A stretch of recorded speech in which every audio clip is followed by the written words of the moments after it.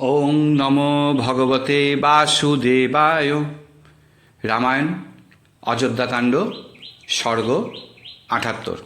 ১৩ দিন হবার পর শত্রুঘ্ন ভরতকে বললেন, সকল প্রাণীর আশ্রয় শ্রীরাম স্ত্রী কর্তৃক নির্বাসিত হয়েছে।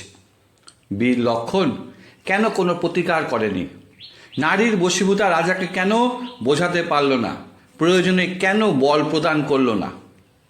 এই সময় কুবজা পূর্ব দ্বারে দাঁড়িয়েছিলেন, অলঙ্কার ভূষিতা, রাজকীয় বস্ত্র পরিধান করে, চন্দন লেবিত তার শরীর, কোমরে মেখলা, বাজুবন্ধা বানরীর মতো তাকে দেখাচ্ছিল। দ্বারপাল নির্দয়ভাবে তাকে শত্রুঘ্ন কাছে নিয়ে আসে, এসে বলে, এই সেই পাপী, এর জন্য পিতা স্বর্গত হয়েছে। দাদা আপনার বনবাসী, এর সঙ্গে প্রাপ্য ব্যবহার করুন, কর্মফল প্রদান করুন। শত্রুঘ্ন তাকে ধরে ফেলে। ওদিকে কুবজা সখীরা ভয়ে তখন পলায়ন করে। মনে হয় আজকেই শেষ করে দিবে, বরং আমরা কৌশল্যার শরণাগত হয়। ক্রুদ্ধ শত্রুঘ্ন কুবজাকে মাটিতে টানতে টানতে ভরতের দিকে নিয়ে চলতে লাগলেন। ঘর্ষণে অলঙ্কার সব খুলে গেল, অলঙ্কার টুকরো টুকরো হয়ে এদিক ওদিক ছড়িয়ে পড়ল। কইকেয়ী তখন এসে প্রতিরোধের চেষ্টা করে। শত্রুঘ্ন তখন কইকেয়ীকে ভর্ৎসনা দেয়, কঠোর বাক্য প্রদান করে। কইকেয়ী তখন ভরতের শরণাগতি হয়। নিজ পুত্র, আশা আছে। ভরত শত্রুঘ্ন তখন বোঝাবার চেষ্টা করে, কি না, স্ত্রী জাতি সকলেই অবদ্ধ, ক্ষমা পরম ধর্ম। তাহলে তো পাপী কইকেয়ীকে আমি আগেই হত্যা করতাম, কিন্তু যদি আমি এরকম কোনো কাজ করতাম তাতে রাম আমার উপর ক্রুদ্ধ হতেন। কুবজাকে হত্যা করলে আমার সঙ্গে রাম কোনোদিনও কথা বলবে না। শত্রুঘ্ন তখন মন্থরাকে ছেড়ে দিলেন, দোষমুক্ত হলেন। তখন মন্থরা কইকেয়ীর চরণে লুটিয়ে পড়ে বিলাপ করতে থাকে।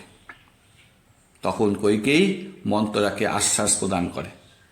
ওই মন্থরা যে প্রায় মৃতপ্রায় হয়ে গেছে, যে সংজ্ঞাহীন হয়ে গেছে, হতাশাগ্রস্ত হয়ে গেছে, তাকে অনেক টানাটানি করা হয়েছে। অযোধ্যাকাণ্ড স্বর্গ ৭৯। এখানে শ্রীরামকে বনবাস থেকে ফিরিয়ে আনার সংকল্প হবে। ১৪তম দিনে সমস্ত অমাত্যগণ ভরতকে প্রার্থনা নিবেদন করে। বলছে, পরম পূজনীয় রাজা স্বর্গত হয়েছে, শ্রীরাম এখন বনবাসে। আপনি রাজা হন, পিতা তো আপনাকেই দান করে গেছে, এই রাজ্যের জন্য তো শ্রীরাম বনে গেছে। আপনি রাজা হয়ে আমাদের রক্ষা করেন। সকলে অভিষেক সম্মান নিয়ে আপনার জন্য অপেক্ষা করছে। কৌশল্যও একই কথা বলেন, কালের বিধানকে তুমি মেনে নাও, গুরুদেবের আদেশকে শিরোধার্য করো। তখন ভরত তার বক্তব্য দিচ্ছে, এসব কথা বলা আপনাদের শোভা পায় না। বড় পুত্র রাজা হবে, এটা বংশের নীতি। রামকে রাজা করব, আমি 14 বছর বনবাসে থাকব। আপনারা সেনা তৈরি করেন, বন থেকে রামকে নিয়ে এসে আমি তাকে রাজা করব। প্রাতঃকালে যাব, শীঘ্রই যাব, আমি কইকেয়ীর কামনা পূর্ণ হতে দেব না। এই সব শিক্ষা আমি তো আপনাদের কাছেই শিখেছি। আপনারা রাস্তা তৈরি করুন, উঁচু নিচু পথ ঠিক করুন।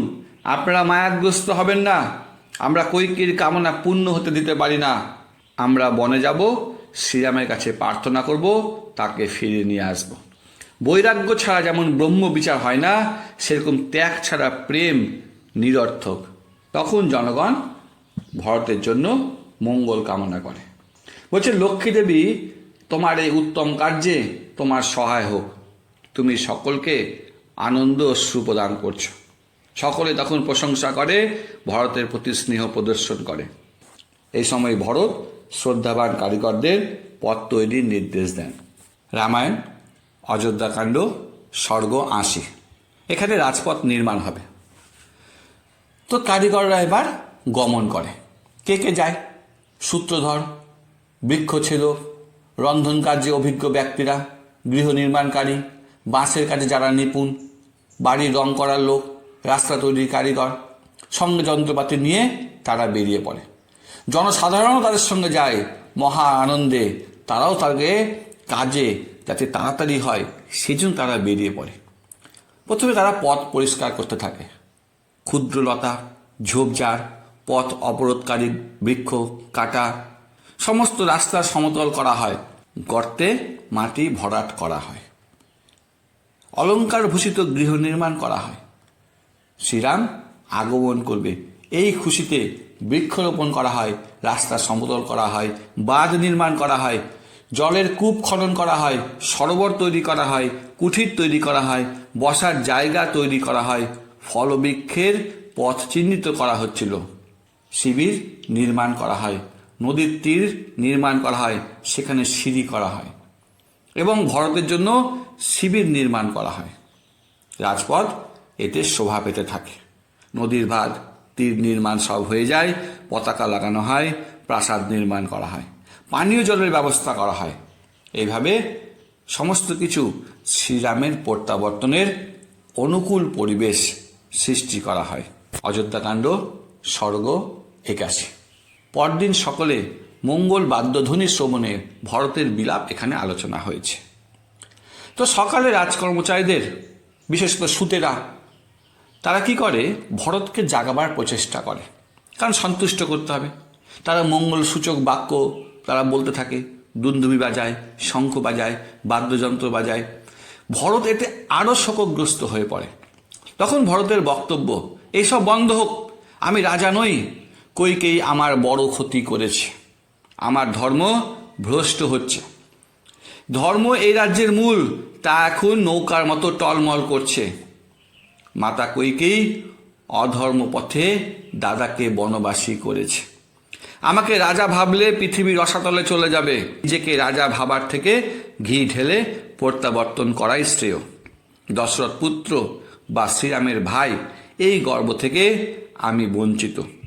রাজকীয় সুখ আর আমার গলদঘকন হচ্ছে না, আমি অভাগা।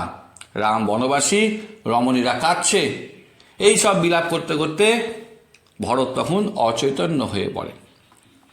সেই সময় বৈশিষ্ট্যদেব সেখানে প্রবেশ করেন, আসন গ্রহণ করেন, সাত্ত্বিক চিহ্নযুক্ত আসনে তিনি বসেন, সকলকে আগমনের বার্তা দেয়। মন্ত্রী, সেনাপতি, অমর্ত্যগণ, ভরত, শত্রুঘ্ন, রাজহিতৈষী সকলকে ডেকে নিয়ে এসো।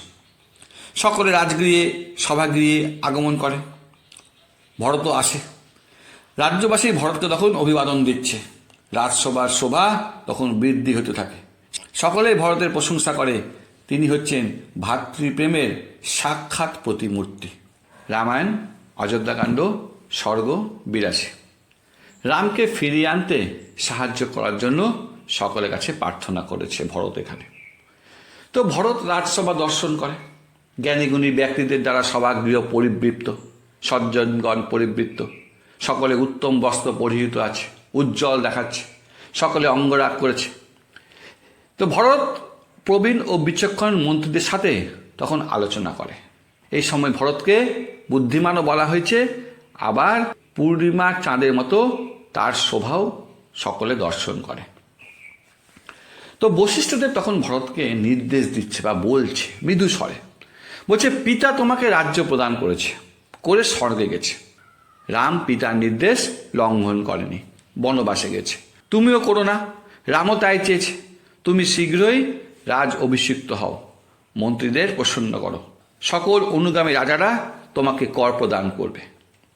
তখন ভরত বলছে, তার বক্তব্য রাখছে শোকগ্রস্ত হয়ে, মনে মনে রামকে স্মরণ করে বলছে, পর রাজ্য অপহরণকারী আমি কেন হব? রাম হচ্ছে ধর্মাত্মা, শেষে ধার্মিক ব্যক্তির সম্পদ অপহরণ করব? রাম সমর্থ, যোগ্য, তার অধিকার আছে। বর্তমানে রাম জীবিত, প্রণামের যোগ্য, রাজা হবার যোগ্য, আমি কেন কলঙ্ক মাথায় নেব? আমি নিজেও রামের। আপনি ধর্মসম্মত কথা বলেন। রামকে ফিরিয়ে নিয়ে আসব, অথবা বনেই বনবাস করব লক্ষণের মতো। রাজ্যাভিষেক কার্য সেই বনেই সম্পন্ন করব। প্রয়োজনে দ্রব্য নিয়ে চলুন। দক্ষ কর্মচারীদেরকে আমি ইতিমধ্যেই পাঠিয়ে দিয়েছি রাজপথ নির্মাণের জন্য। রামকে ফিরিয়ে এনে আমি কলঙ্ক মুক্ত হব। আর্য রামকে ফিরিয়ে আনার সকল প্রচেষ্টা আমি করব। এবারে ভরত সুমন্তকে নির্দেশ দিচ্ছে, আপনিও সঙ্গে চলেন, সেনাবাহিনীর সঙ্গে নেন, একত্র করুন। সুমন্ত এতে খুব আনন্দিত হয়। এই কথা শ্রবণ করে সুমন্ত সমস্ত সেনাদের নির্দেশ দেয়। সেই সময় সেনাদের পত্নীরা সেনাদেরকে তাড়া দিতে থাকে। তারা বলে, তাড়াতাড়ি তৈরি হও, রামকে আনতে হবে। ভরত তখন রথ আনার নির্দেশ দেয়। আবার এটাও বলে যে যদি মনে হয় সেনারা তাদের স্ত্রীদেরকেও সঙ্গে নিয়ে যেতে পারে। সুমন্ত্র ভরতের জন্য দ্রুত রথ নিয়ে আসে। ভরত প্রধান প্রধান ব্যক্তিদেরও সঙ্গে যাবার আমন্ত্রণ করেন। তখন সকল ব্রাহ্মণ, ক্ষত্রিয়, বৈশ্য, শূদ্রেরা সকলেই যাবার জন্য প্রস্তুত হয়। অনেকে দেরি করছিল। তখন ভরত শীঘ্রই সুমন্তকে বলছে তাদেরকে তাড়া দেবার জন্য। বলছে, জগতের মঙ্গলের জন্য শ্রীরামকে প্রসন্ন করে আমি ফিরিয়ে আনতে চাই। তখন সকল অযোধ্যাবাসীদের মনে অত্যন্ত আনন্দ, যেমন মেঘ গর্জনে চাতক ও ময়ূর আনন্দিত হয়। সকলের সঙ্গে যাবার জন্য প্রস্তুত হয়। সকলে ভরতের প্রশংসা করতে থাকে। ভরত হল সদাচারী, স্নেহময়, ধন্য। তখন ভরত বিশ্বস্ত সেবকদেরও ডেকে পাঠায়। রামায়ণ অযোধ্যাকাণ্ড সর্গ ৮৩। এখানে ভরতের বনযাত্রা ও সিংহবরপুরে রাত্রিবাসের বর্ণনা আছে। ভরত যাত্রা আরম্ভ করে প্রাতঃকালে। প্রজারা পায়ে হেঁটে ক্ষিপ্র গতিতে চলতে থাকে। মাতারা শিবিকায় ওঠে। ভরত নিজে অশ্বচালিত রথে উঠে। সঙ্গে মন্ত্রীরা যায়। ৯,০০০ হস্তি, ৬০,০০০ সৈন্য, ১০,০০০ অশ্বারোহী। কৈকেয়ী, সুমিত্রা, কৌশল্যা তারাও যায়, কারণ তারা রামকে ফিরিয়ে আনার প্রচেষ্টা করবে। নাগরিকগণ চলতে থাকে। সমৃদ্ধ বণিকগণ তাদের সঙ্গ ধরে। কুম্ভকার, সূত্রকারগণ, অস্ত্র নির্মাণগণ, শিল্পীরা, স্বর্ণকার, কম্বল নির্মাতা, অভিনেতা, মদ্য ব্যবসায়ী, ধূপ ব্যবসায়ী ও অন্যান্য সকলেই ভরতের সঙ্গ নেয়। সকলের আলোচনা, ঘন শ্যামকে কখন দেখতে পাবো। পথে কেবল ফলাহার করে তারা এগোতে থাকে। বলছে, কবে শোক দূর হবে, সময় যেন তাদের থেমে গেছে। এরপর তারা গঙ্গা তীরে উপস্থিত হয়। সিংহবেরপুরের নিকট গুহের রাজ্য বা তিনি সেখানকার দায়িত্বপ্রাপ্ত আছে। থেমে যায়। ক্লান্ত সেনা ও অশ্বদের দেখে ভরত সেখানেই রাত্রি থাকার সিদ্ধান্ত নেয়। বলছে, ছড়িয়ে ছিটিয়ে থাকবে, সকালে যাওয়া যাবে, সকালে গঙ্গা পার হব। গঙ্গাতে এখন আমরা তর্পণ করব, পিতার উদ্দেশ্যে উনার ঊর্ধ্বলোক হবে। সকলে তাতে সম্মতি জানায়। মহাত্মা ভরত বসে বসে তখন রামের কথা ভাবতে লাগলেন। ভরত সেই স্থানে তখন রাত্রিবাসের সিদ্ধান্ত নেয়। রামায়ণ অযোধ্যাকাণ্ড সর্গ ৮৪। এখানে গুহের চিন্তা ও তার ভরতের কাছে আগমনের বর্ণনা করা হয়েছে। অন্যদিকে গুহরাজের চিন্তা করছে। স্বজনদেরকে তিনি বলতে লাগলেন যে কেন ভরতের সাথে এত সৈন্য, রক্ত কাঞ্চনের চিহ্নযুক্ত তার রথের ধ্বজা, আমাদেরকে কি বধ করতে আসছে, না রামের বিনাশ করবে? ভরত কি একাই ভোগ করবে? এবারে তো রাম প্রাণ হারাবেন। বলছে, বীজ বৃক্ষে কি অমৃত ফল হতে পারে? এটাই ভাবছে। মানে কৈকেয়ী সন্তান কি ভালো হতে পারে? তখন গুহ তার নিকট বন্ধুদের বলছে, আমরা মিত্র অযোধ্যাবাসীদের, তাই আমাদের দেখা করতেই হবে। তখন তিনি আত্মীয়দের গঙ্গা তীরে অবস্থানের নির্দেশ দেয়। ৫০০ নৌকা নির্মাণ করো, প্রত্যেক নৌকায় ১০০ করে যোদ্ধা তৈরি হয়ে থাকো। দরকারে আমরা নৌকা ডুবিয়ে দিব, পারাপার বন্ধ হবে। ভরতকে ঠিক লাগলে নদী পার হতে দেব, অন্যথা যুদ্ধ করে গঙ্গা তীরে মৃত্যুবরণ করব। তো ভরতের মনোভাব বুঝতে তিনি তখন নিজে ভরতের কাছে গেলেন। দূর থেকে প্রণাম করলেন, পরিচয় প্রদান দিলেন, গুড়, ফলের মধু উপহার নিয়ে আসলেন, সঙ্গে পক্ষী, মৃগ, কন্দ। সুমন্ত তখন ভরতকে বলছে, মানে তিনি গুহের সাথে পরিচয় করাচ্ছে। বলছে, গুহ হচ্ছে রামের মিত্র, সখা। ও পথ জানে, ওকে সঙ্গে নেওয়া উচিত। রাম লক্ষ্মণ কোথায় আছে সেটা তিনি জানেন। ভরত তখন গুহের সঙ্গে সাক্ষাৎ করে। গুহ ভরতকে তার গৃহে আমন্ত্রণ করে। আমি আপনাদের দাস, তিনি উপহার প্রদান করে। ভরত তখন গুহকে আলিঙ্গন প্রদান করছে। যেহেতু শ্রীরাম পূর্বে গুহকে আলিঙ্গন প্রদান করেছিলেন, সেই হেতু ভরত গুহকে আলিঙ্গন প্রদান করে দিব্য আনন্দ প্রাপ্ত হলেন। বিশ্রাম ও আহার করে আগামীকাল যাওয়ার জন্য তখন গুহ ভরতকে অনুরোধ করে, হরে কৃষ্ণ কৃষ্ণ কৃষ্ণ হরে হরে, হরে রাম রাম রাম হরে হরে। শিল প্রভুপাদ কি জয়।